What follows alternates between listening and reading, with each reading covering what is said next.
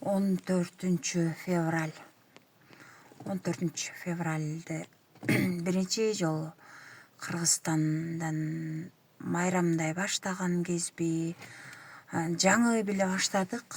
Ошол кезде сүйүшкөндөрдүн күнү экен деп мектептен ушундай бир дебат сыяктуу мугалимдер уюштурган конкурс сыяктуу бир иш-чара болгондо сүйүү деп эмнени ойлойсуң деп бир баладан сураса, ал бала чыгып туруп, сүйүү деген эми жеке эле кыз менен жигиттин сүйүүсү эмес, мекенге болгон сүйүү, ата энеге болгон сүйүү, бир тууганга болгон сүйүү, жумушка болгон сүйүү деп айтканда баарыбыз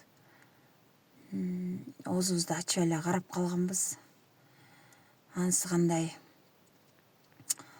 Сүйүү майрамынын дагы жакшы жактары бар. 14 февралдын да жакшы жактары бар. Жакшы жактарын негизи эле бүт майрамдардын эле жакшы жагын алып, жаман жагын алып салыш өзүбүздөн. Майрамдагысы келгендер майрамдай берсин.